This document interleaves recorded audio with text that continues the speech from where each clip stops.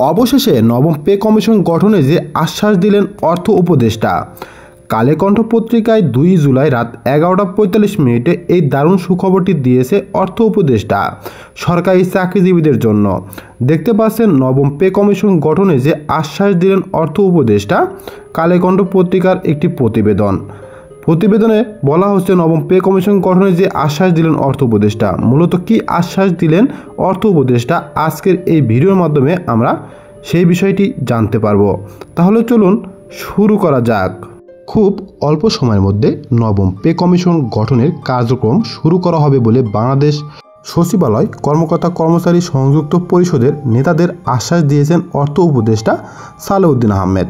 বুধবার 2 জুলাই বাংলাদেশ সচিবালয় কর্মকর্তা কর্মচারী সংযুক্ত পরিষদের এক সংবাদ বিজ্ঞপ্তিতে এ তথ্য জানানো হয়েছে। এতে স্বাক্ষর করেন সচিবালয় সংযুক্ত কর্মচারী পরিষদের সাংগঠনিক সম্পাদক বেলাল হোসেন, সংযুক্ত পরিষদের সভাপতি বদিউল কবির ও মহাসচিব নিজামুদ্দিনের নেতৃত্বে প্রতি আস্থা রেখে সংগঠনের সকল কর্মসূচি বাস্তবায়নে সকলের স্বতঃস্ফূর্ত অংশগ্রহণের জন্য বিজ্ঞপ্তিতে বলা হয়েছে। বুধবার অনুষ্ঠিত সংযুক্ত পরিষদের জরুরি সভায় জানানো হয়, অর্থ উপদেষ্টা সংগঠনের নেতাদেরকে আশ্বস্ত করেন যে খুব স্বল্প সময়ের মধ্যে নবম পে কমিশন গঠনের কার্যক্রম শুরু করা হবে এবং প্রধান উপদেষ্টার সঙ্গে আলোচনাক্রমে চূড়ান্ত পে কমিশন ঘোষণা করা হবে।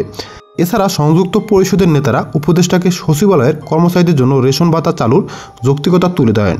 অর্থ উপদেষ্টা সচিবালয়ের কর্মচারীদের জন্য রেশন ভাতা চালুর প্রতিবন্ধকতা থাকার কথা নয় মর্মে বিষয়টি গুরুত্বের সাথে বিবেচনা করা হবে বলে নেতাদেরকে আশ্বস্ত করেন।